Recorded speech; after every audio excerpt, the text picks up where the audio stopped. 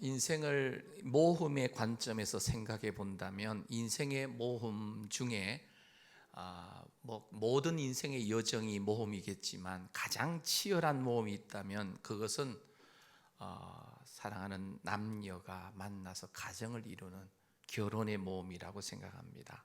그래서 서양 격언에 바다를 항해하려고 할 때는 한 번 기도하고 전쟁터에 나가려고 할 때는 2번 기도하고 결혼을 하려고 할 때는 3번 기도하라는 서양 격언이 있습니다. 숫자적으로 1번, 2번, 3번이 중요한 게 아니라 결혼이라는 모험은 어쩌면 바다를 항해하는 것보다도 총알이 빗발치는 전쟁터보다도 더 치열하고 더 위험한 모험의 장이라는 의미로 아마 그런 격언이 주어져 있을 것입니다. 노르웨이의 극작가인 이 입센이라고 하는 사람은 결혼 생활이라는 거친 바다를 헤쳐갈 나침판은 아직도 발견되지 않았다, 이런 말을 했습니다. 그러나 이 말은 틀린 말입니다. 왜냐하면 창조주 하나님께서 결혼이라고 하는 모험의 바다를 항해하는 하나님의 사랑하는 자녀들을 위해서 정확하게 나침판을 우리의 손에다가 이미 들려주셨기 때문입니다. 우리의 인생의 여정에 결혼 생활이나 특히 이 결혼 생활뿐만 아니라 가정 생활 전체를 인도할 나침판이 무엇입니까? 바로 하나님의 살아계신 하나님의 말씀인 성경입니다. 성경 말씀은 지금도 살아계셔서 역사하시는 하나님 아버지의 말씀으로 우리 인생의 유일한 행복 매뉴얼인 줄로 믿습니다. 그래서 성도는 고린도전서 10장 31절 말씀을 늘 염두에 두고 살아야 됩니다. 우리 함께 읽겠습니다. 시작. 그런즉 너희가 먹든지 마시든지 무엇을 하든지 다 하나님의 영광을 위하여 하라. 너희가 먹든지 마시든지 무엇을 하든지, 여기 무엇을 하든지라는 이 말씀에 결혼을 하든지 학교를 다니든지 직장을 다니든지 사업장을 운영하든지 여행을 가든지 하여튼 무슨 일을 하든지 뭘 위해서 하라고요? 하나님의 영광을 위해서 해야 된다. 이 말씀에 순종하면서 정말 말씀대로 구별된 삶을 사는 사람이 바로 성도라고 하는 것입니다. 그러므로 하나님의 거룩한 자녀된 성도의 결혼은 세상 사람들의 모습과 반드시 구별되어져야만 합니다. 특히 성경에 나타난 결혼식은 이 가족을 비롯한 공동체의 어떤 공적인 행사임과 동시에 하나님 앞에서의 언약, 약속의 자리입니다. 그래서 성도의 혼인식은 단지 사람들끼리의 어떤 약속이 아니라 하나님 앞에서의 언약입니다. 이런 신성한 의미를 가지고 있는 결혼식이지만 오늘 우리 사회에는 어떻습니까? 결혼하는 이 젊은 신랑 신부 당사자들과 소수의 가족이 주체가 되어가지고 소위 주례 없는 결혼식이 한창 유행입니다. 여러분, 주례 없는 결혼식은 사회자의 진행으로 어떤 편지 낭독도 하고 동영상도 보여주고 축가와 어떤 그 결혼하는 어떤 그 신랑 신부나 또 친구들의 커플 댄스와 같은 이 춤도 추고 결혼 선언문을 낭독하고 양가 부모님들이 덕담도 해주고 상호 인사로 이루어지는 참 괜찮아 보이는 현대식 결혼 예식입니다. 그런데 이런 현대 결혼 문화가 예수 믿는 우리 청년들에게도 급속히 확산되고 있다는 거예요. 하나님 앞에서의 언약식의 핵심이라고 할 수 있는 하나님 앞에서의 서약이 아예 식순에서 생략되거나 생략하지 않았더라도 사랑 고백으로 대체되는 경우를 보게 됩니다. 기독 청년들까지 이런 주례 없는 결혼식을 계획하고 선호하는 이유가 뭐냐면 그 밑바탕에는 결혼과 가정에 대한 성경적 가치관과 교회 문화가 지금 우리 젊은 청년들에게는 더 이상 중요한 것이 아니라고 하는 그 의미가 이 밑바탕에 깔려 있다는 거예요. 그 결과로 하나님 앞에서의 어떤 그 하나님의 대리자와 같은 입장에서 서약을 주관해야 하는 어떤 교역자, 목회자의 주례도 더 이상 필요가 없게 된 겁니다. 캐나다에서는 이 정부가 인정하는 어떤 목회자나 신부와 같은 종교인의 사인이 없으면 아예 관공서에 혼인 예식 신고 자체를 할 수 없도록 되어 있습니다. 이런 성경에서 결혼은 사람과 사람 사이의 약속이 아닙니다. 그것을 뛰어넘는 하나님 앞에서의 언약에 근거한 성스러운 예식입니다. 결혼은 여러 정인 앞에서 공적 약속에 앞서서 하나님 앞에서 언약의 말씀에 기초한 거룩한 약속입니다.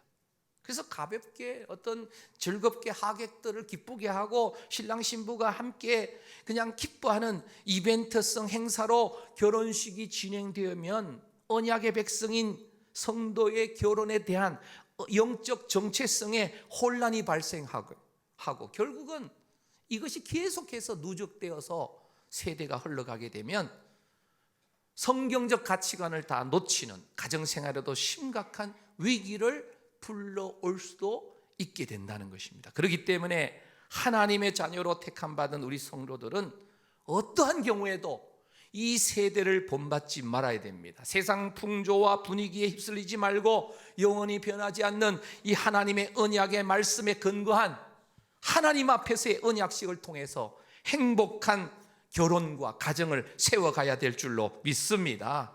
그래서 부부의 신비적 연합이 결혼 주관자이신 하나님에 대한 신랑 신부 두 사람의 엄숙한 하나님 앞에서의 서약에 근거하여서 이루어져야만 한다는 것입니다.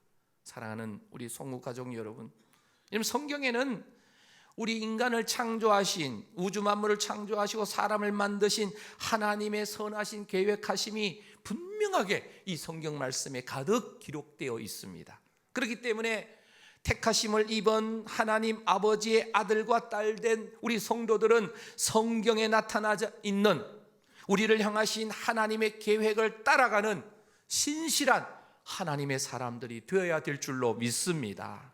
오늘 주어진 말씀, 이 본문 말씀은 바리새인들이 이혼 문제로 예수님을 시험하여 곤경에 빠뜨리고자 시도한 장면이 오늘 이 마태복음 19장 말씀입니다. 이 말씀은 사실 이 결혼식에서 목사님들이 주례의 말씀으로 삼는 본문으로 주로 많이 알려져 있지만 단순하게 결혼식 주례 말씀으로만 살펴야 될 것이 아닙니다.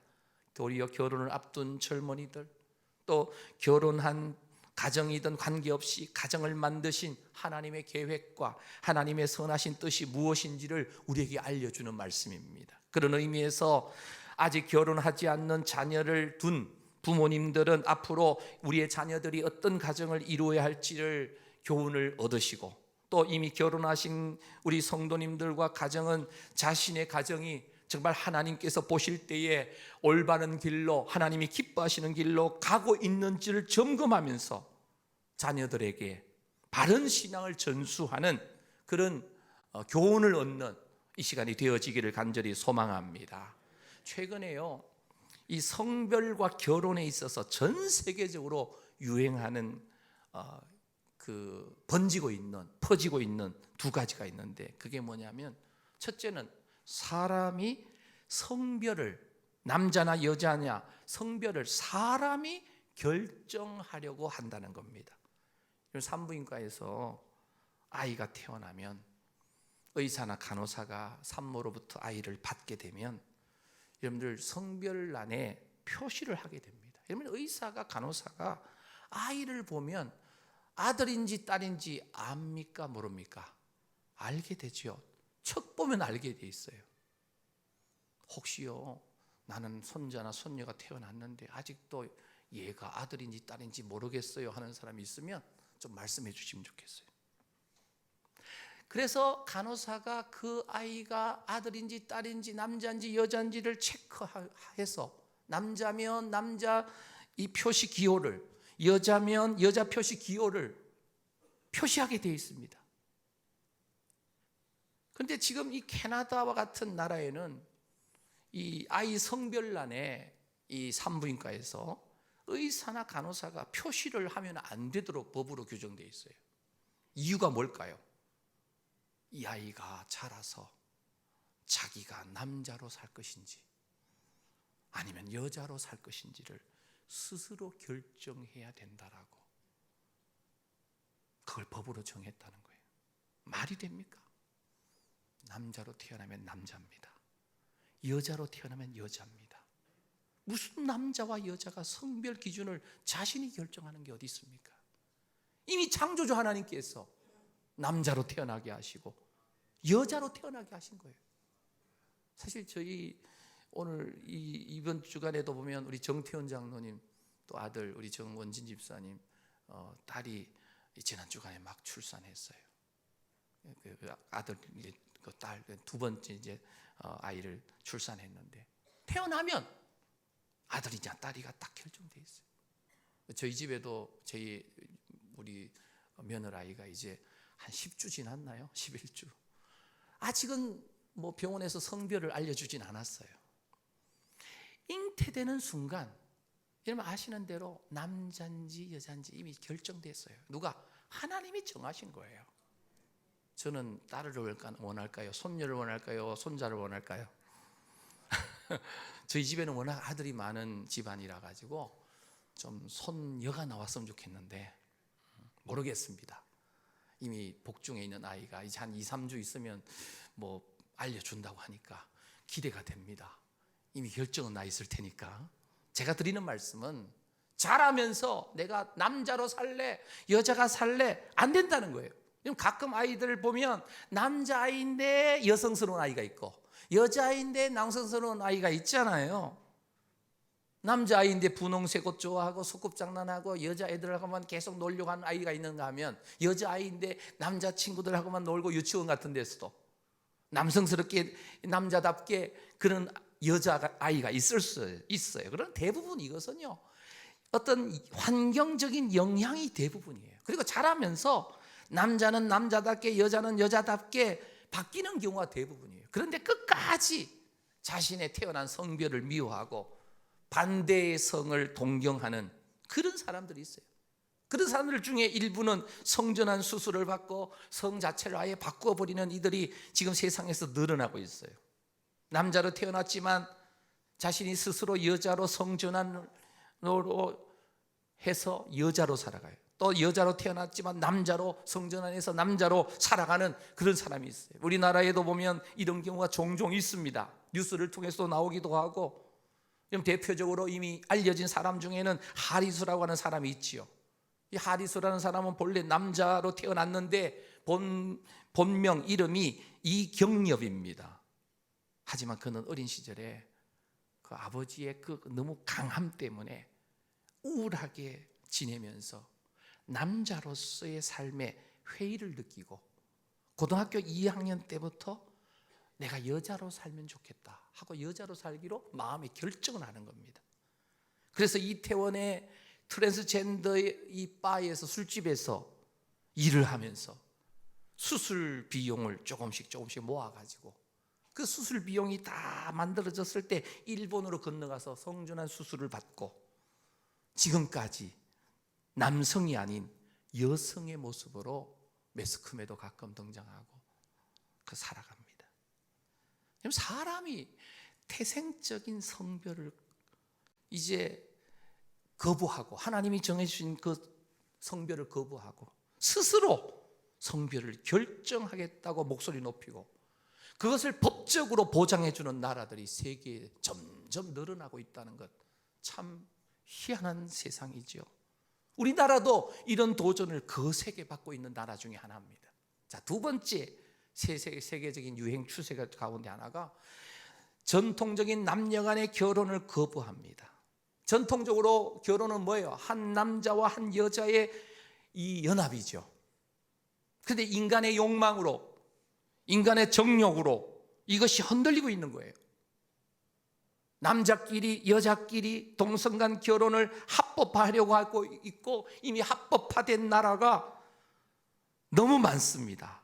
독일, 오스트리아, 스위스, 영국, 아일랜드, 핀란드, 헝가리, 호주, 이 아시아에서는 최초로 대만이 허용했고요.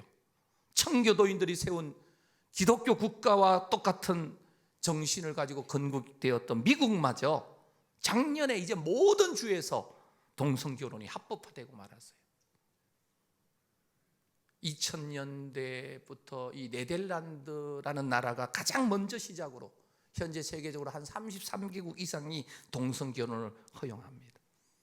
하지만 감사하게도 우리 한국은 아직 이것을 허용하지 않고 있어요. 우리나라도 동성결혼을 허용해야 한다는 법안이 계속 국회에 올라와 있고 계류되어 있습니다. 여기에 찬성하는 국회의원들이 이미 50% 과반수를 넘어갔습니다. 기회만 되면 금방 통과시키면 이 법안이 통과돼요. 물론 동성결혼 합법화라는 법이 아니고 여러분 아시는 대로 차별금지법이라고 하는 이름으로 교묘하게 포장을 해가지고 차별하지 말자고 하는 거야 하면서 기독교인들을 계속해서 호도하고 있습니다. 차별금지법을 반대하는 것은 교회밖에 없어요. 교회는 끝까지 법안을 통과를 막으려고 하는데 국회의원들 뽑을 때 잘 뽑으셔야 돼요. 대통령 뽑을 때도 잘 뽑아야 돼요. 지금 과반수 이상의 다수당을 차지하고 있는 분들의 대부분이 이 차별금지법을 찬성하는 분들이 거의 다입니다. 아닌 국회의원도 몇 명 있긴 하지만, 그리고 대통령 후보 가운데도 자기가 대통령 되면 우리나라를 꼭 동성애 차별금지법을 통과시키겠다고 공약을 하고 있는 사람이 있어요. 물론 기독교인이 겁이 나서 내년 총선을 앞두고는 그 소리 못할 겁니다. 근데 이미 유튜브에 올라와 있어요. 그 후보에 대해서. 제가 어느 후보란 말을 하면 그분을 지지하는 분이 우리 교회 안에도 많이 있을 수 있기 때문에 제가 사람 이름을 말하지 않았지요. 중요한 것은 다른 건 몰라도 또 세상이 악해져서 그분이 대통령이 된다 해도 합법화가 된다 할 때, 동성애 합법화가 된다고 할 때 오늘 저는 이런 설교를 앞으로 교회에서 더 이상 할 수 없게 되는 상황이 벌어질 수가 있다는 거예요. 그럼에도 불구하고 묻지 마.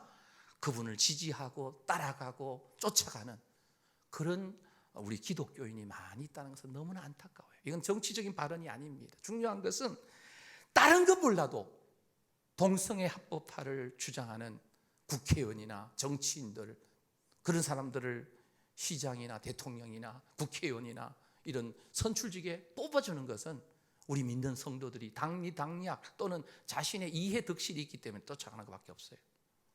적어도 이것만큼은 마지노선이라고 생각합니다. 남자와 여자의 성별 결정권은 인간이 가질 수가 없어요. 남녀간 결혼이 아닌 동성결혼 법적으로 보장하는 것, 이것도 하나님 앞에 도전하는 행위예요. 그래서 이런 법이 통과되니까 혼전 성관계 젊은이들 다 무너졌어요. 요즘 중학생, 고등학생, 심지어 초등학생들도 사랑하면 자기들끼리 그냥 성관계를 한대요. 동거하고 이혼하는 것, 이건 자연스러운 일상이 되고 말았어요. 사랑하는 성도 여러분, 세상의 기준은 유행이고 흐름이고 진리가 아닙니다. 시대가 바뀌고 가치관이 바뀌고 기준도 수시로 바뀌어집니다. 성별과 결혼의 가치관도 수시로 바뀌고 있는데 세상은 이렇더라도 성도들은 성과 결혼에 대한 절대적 가치관과 기준을 가져야 될 줄로 믿습니다. 세상에 난리법석 떨어도요, 우리에게 성별과 결혼의 절대적인 기준은 바로 살아계신 하나님의 말씀, 성경이 말하는 대로 믿고 따라가야 될 줄로 믿습니다. 예수님께서는 바리새인들을 통해서 이혼에 관한 구체적인 질문을 받으셨습니다. 그런데 예수님께서 이 바리새인들의 교묘한 질문에 단순하게 단답으로 대답하기보다는 말씀을 통해서 성별과 결혼에 대한 하나님의 더 크시고 선하신 계획을 명확하게 오늘 본문 말씀에서 3가지로 교훈합니다. 첫째, 성별은 누가 결정합니까? 하나님이 결정하신다는 것입니다. 믿습니까? 아직도 내가 남자라는 거 불만이 있고 여자라는데 불만이 있는 분들 오늘 회개하셔야 돼요. 왜냐? 하나님의 주권 영역이에요. 하나님이 나를 남자로 이 땅에 보내신 것은 하나님의 뜻이 계신 거예요. 남자로 해야 할 사명을 충실히 감당하고 여성으로 해야 될 사명을 충실히 감당하는 우리 모두가 되시기를 축복합니다. 그래서 예수님께서 창세기 1장 27절 말씀을 인용하셔서 말씀하셨는데 그 말씀이 오늘 본문 4절입니다. 다시 함께 읽겠습니다. 시작. 예수께서 대답하여 이르시되 사람을 지으시니가 본래 그들을 남자와 여자로 지으시고. 사람을 지으시니가 누굽니까? 하나님이십니다. 본래 그들을 뭐로 지으셨다고요? 남자와 여자로 지으셨다는 거예요. 살아가면서 난 여자로 살고 싶어, 변할 수 있는 부분이 아니라는 거예요. 창조하실 때 이미 하나님이 결정하셨다는 거예요. 태중에 잉태시키실 때 하나님은 남자로 여자로 이미 잉태시키시는 거예요. 하나님께서 결정하셨다면 여기에 무조건 순종해야 돼요. 거기에 불만을 자꾸 표하면 하나님의 주권에 대한 불신앙입니다. 도전입니다. 그래서 무엇보다도 좀 여성스럽고 남성스러운 상대성이 있을 수 있지만 우리를 만든 것에 감사하면서 나아가게 되시기를 축복합니다. 그래서 무엇보다도 하나님이 원하시는 성별, 하나님이 주신 성별을 감사하면서 그 말씀을 따라 내가 할 수 있는 영역을 가지고 나가야 됩니다. 두 번째는 뭐냐면 이 결혼에 대해서 뭐라고 말씀하시는 거예요? 창세기 2장 18절에 보면 여호와 하나님이 이르시되 사람이 뭐 하는 것이 좋지 않다? 혼자 사는 게 좋지 않다. 요즘 독신주의자들이 너무 많잖아요. 귀찮다는 거예요. 배우자가 있는 거 귀찮다는 거예요. 하나님께서 직접 흙을 빚어 만든 아담이 홀로 독처하는 것을 보고 보기 좋지 않았다라고 말씀하셨는데, 그래서 잠시 이 아담을 잠들게 해가지고 갈빗대를 하나 취합니다. 그리고 여자를 만드시죠. 그리고 나서 아담에게로 이끌어 오시는 거예요. 아담이 하와를 보자마자 금방 알아차리는 거예요. 아, 내 갈비뼈구나, 내 갈비뼈구나. 정확하게 하는 거예요. 중요한 것은 이 결혼에 대한 지침을 창세기 2장 24절에 하나님이 말씀하셨는데 예수님께서 이 말씀을 인용하여 결혼에 대한 명확한 계획을 말씀하십니다. 하나님의 계획은 항상 최고입니다. 오늘 본문 말씀 5절입니다. 우리 함께 읽겠습니다. 시작. 말씀하시기를 그러므로 사람이 그 부모를 떠나서 아내에게 합하여 그 둘이 한 몸이 될지니라 하신 것을 읽지 못하였느냐. 여기 보면 결혼은요, 사람이 그 부모를 떠나서 남자와 여자, 청년 남자와 청년 여자가 그 부모를 떠나서, 그러니까 서로가 합하여서 둘이 한 몸이 된다. 하나님이 정하신 원리예요. 떠난다라는 거예요. 먼저 떠난다. 이 떠난다는 말을 오해하면 안 돼요. 부모님을 버리거나 부모를 소홀히 하라는 그런 말이 아니에요. 떠난다는 말, 히브리 원어의 아자브는 사람과 사물과 공간을 뒤에 남겨두고 새로운 곳으로 독립해서 다시금 번성의 복으로 이어가는 것을 의미하는데, 아자브, 이 떠난다라는 단어가, 결혼은 남녀가 지금까지는 부모님을 의존해서 살아왔다면 이제부터는 당당하게 하나의 새로운 가정을 이루어서 지금까지 부모로부터 의존했던 정신적, 경제적 모든 것을 이제 독립해서 이제 자신들이 일들을 스스로 결정하고 책임지면서 나가야 된다는 거예요. 부모님들도 자녀들이 결혼하면 떠나보내야 됩니다. 결정권을 자녀에게 이양시켜주고 자녀들이 하는 일들에 격려해주고. 자녀들의 결혼은 부모님 입장에서 보면 두 번째 탯줄을 끊어내는 것과 같습니다. 산모가 10달 동안 아이를 품고 있다가 이제 10달이 되면 이 아이가 나가기 싫어도 세상으로 나와야 돼요.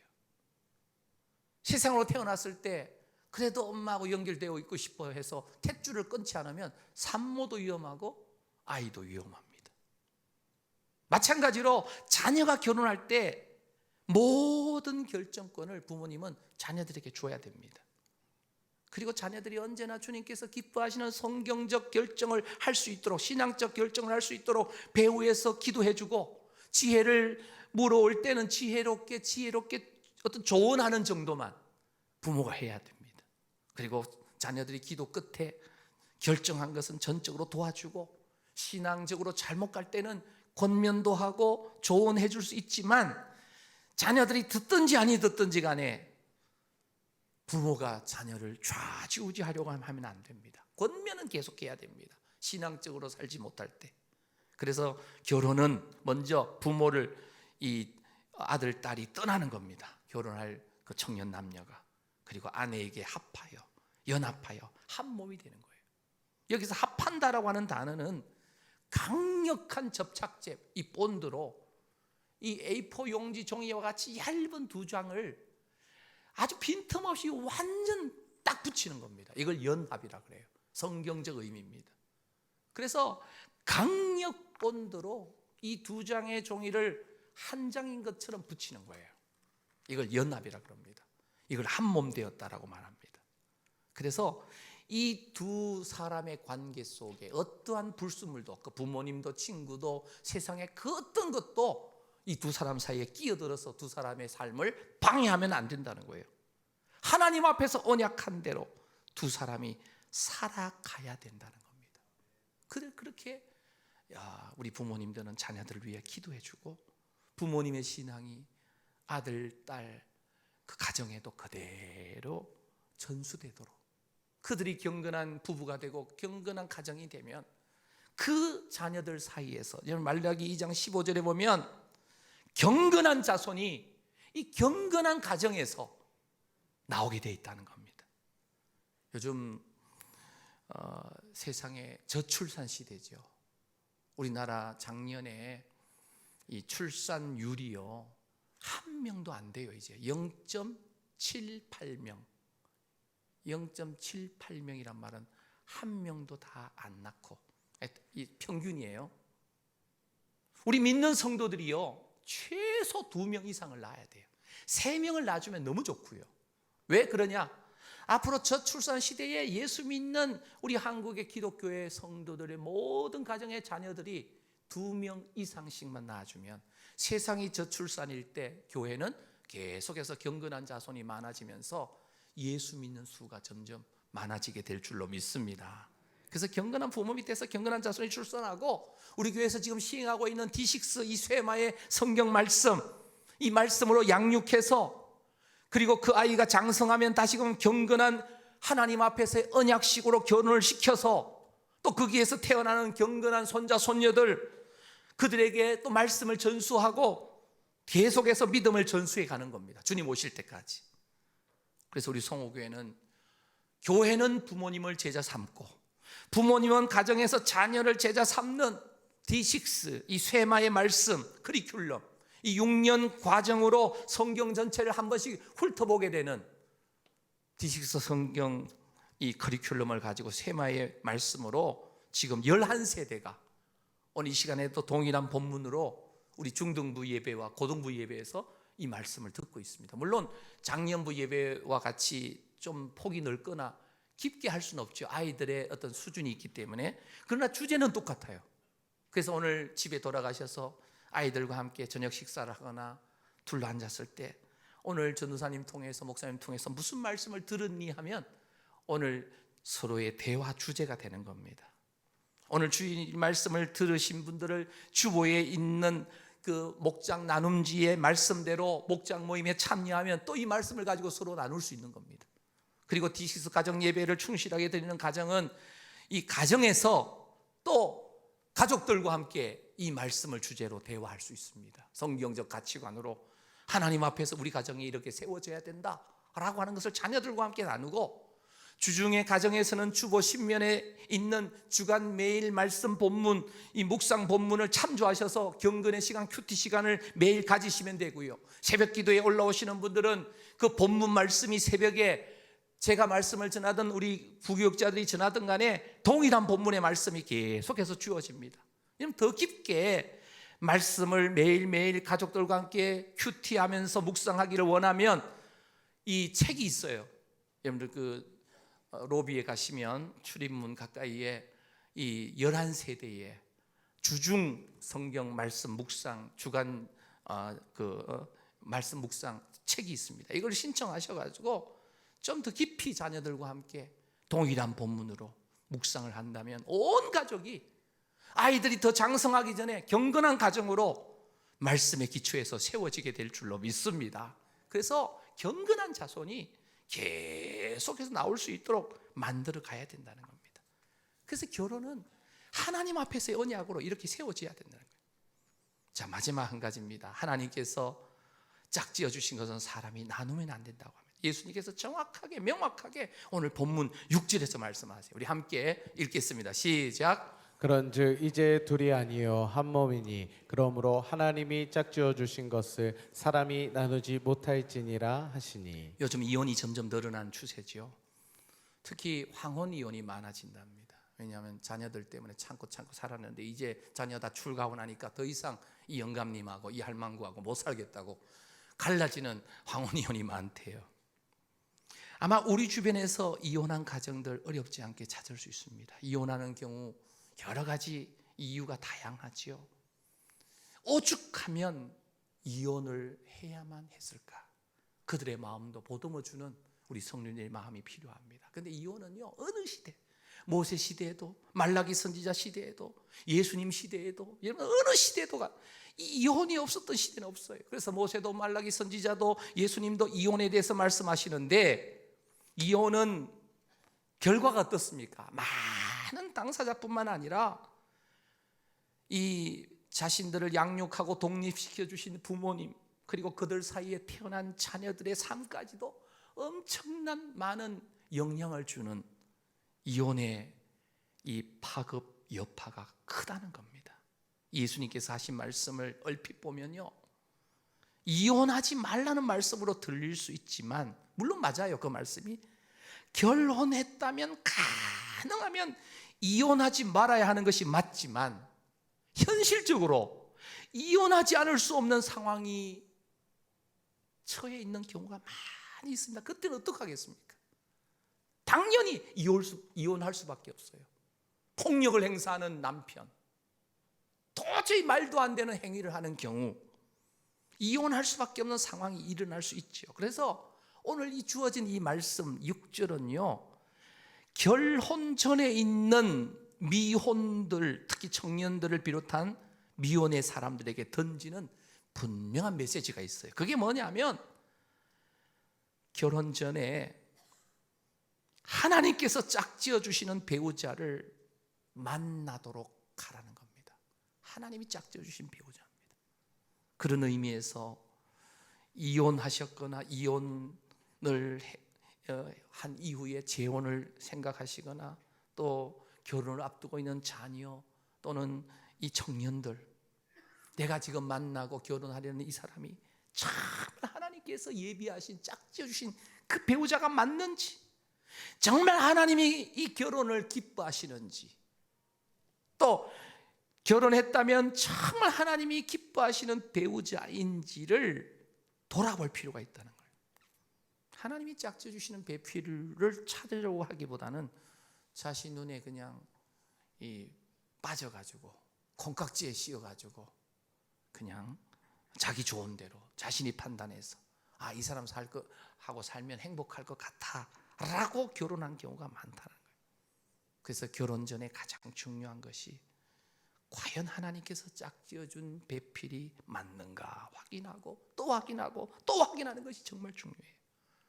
여러분, 결혼식장에 입장하기 전까지, 심지어 결혼식장에서 들어가서 입장하고 난 뒤에 서약하기 전까지 점검하고 또 점검해서 이 사람 배우자 아닌 것 같아, 짝지어준 배우자가 아닌 것 같은데 주례자가 서약을 탁 물을 때에 아니요 하고 도망쳐야 된다는 뜻이에요. 오해하지 마십시오. 거기까지 안 가야죠.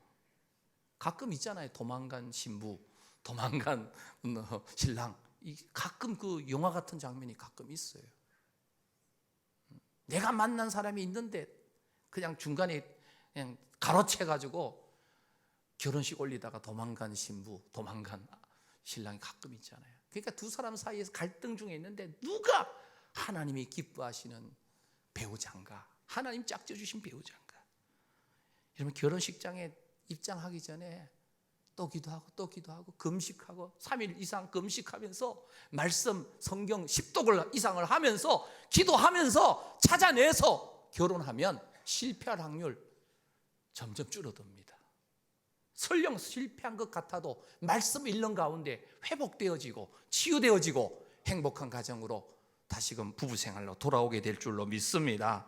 사랑하는 송우교회 우리 가족 여러분, 하나님께서 우리의 몸과 결혼에 대해서 선하심으로 계획해 주셨습니다. 성도의 몸은 남자와 여자로 만드셨고요, 각각 부모 떠나서 한 몸 되는 연합, 한 몸 되게 하셨습니다. 여러분들, 이 하나가 된 이 두 종이를 인간이 다시금 이게 분리해 보겠다고 본드로 붙은 것을 만약에 분리시킨다고 해서 보십시다. 이게 가능할까요? 완전 누더기 옷처럼, 아니면 이제 가루가 돼버릴 겁니다. 왜요? 본드로 붙였기 때문에. 중요한 것은 하나님께서 짝지어 한 몸 되게 하신 것이 확실히 믿으신다면 어떠한 경우에도 사람이 나누려 하면 안 돼요. 분명 하나님께서 선하신 계획을 가지고 결혼을 하게 하셨는데, 그렇다고 해서 끝까지 갈등과 고통을 참으라는 말이 아닙니다.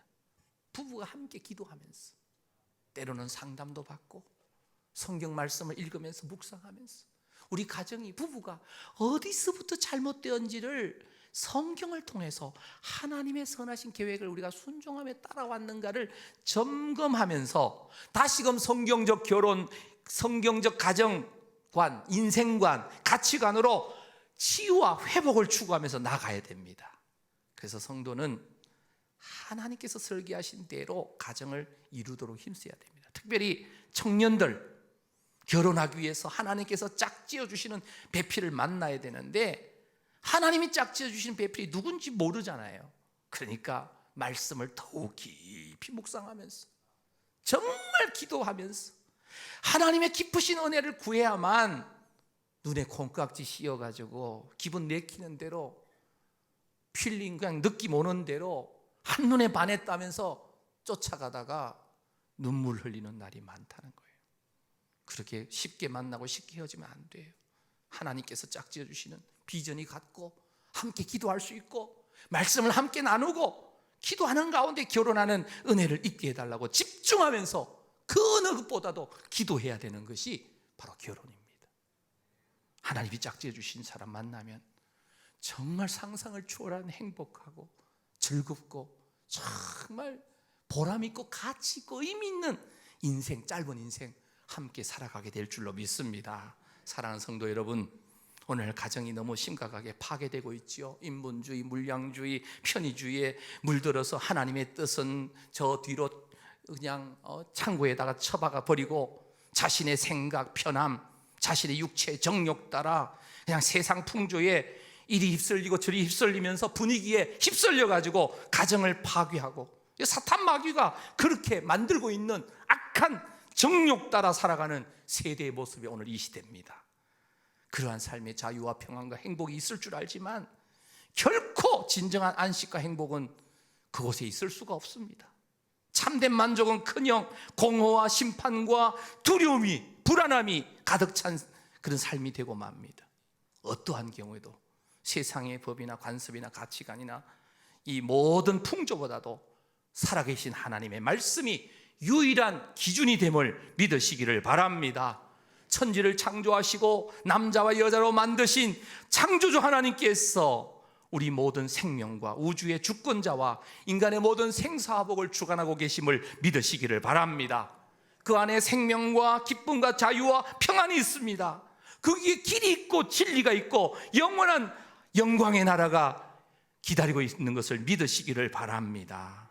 그래서 하나님의 말씀을 따라서 정말 하나님의 그 계획을 신실함으로 따라갈 때에 그곳에 생명이 있습니다. 그곳을 벗어나면 사망입니다. 저주입니다. 심판입니다. 죽음입니다. 진실로 하나님의 선하신 계획을 따라갈 때 정말 그곳이 사는 길이고 우리 가족이 모두가 행복하는 길이고 나아가선 교회와 사회와 이 민족이 살 길인 줄로 믿습니다. 이 사실을 마음에 꼭 새기시고 세상 풍조에 휩쓸리지 마시고 주님의 말씀을 따라 우리 자신을 순수함으로 순결함으로 정말 마음을 지키면서 하나님의 나라와 의를 위해서 달려가는 우리 모든 성도님들이 되시기를 축복합니다. 사랑하는 성도 여러분, 우리를 향하신 하나님의 계획을 따라갈 때 창세기 12장 2절에 있는 대로 내가 너로 큰 민족 이루고 너에게 복을 주어 내 이름을 창대하게 하리니 너는 뭐가 될지라? 복이 될지라. 복덩어리가 되게 해주겠다는 겁니다. 히브리서 6장 14절 내가 반드시 너에게 복 주고 복 주며 너를 번성하게 하고 번성하게 하리라.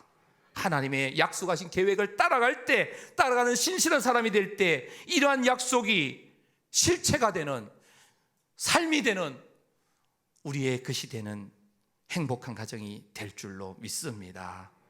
많은 경건한 가정들이 만들어져서 많은 경건한 자손을 우리가 열매로 맺고 또 그 경건한 자손을 통해서 또 새로운 또 하나의 열매를 계속해서 맺어감으로 우리 주님 재림하시는 그날까지 아름다운 아브라함의 믿음의 명문의 그 대가 우리 송욱의 모든 성도들 가정에 이어지게 되기를 주님의 이름으로 축원합니다. 한평생 나를 이렇게 섬겨주신 부모님의 그 마음에 공경하는 효를 다하면서 신령한 복과 이 땅의 기름진 복을 자자손손 정말 누리면서 또 하나의 열매를 맺어가는 우리 모든 성도님들 되시기를 주님의 이름으로 다시 한번 축원합니다.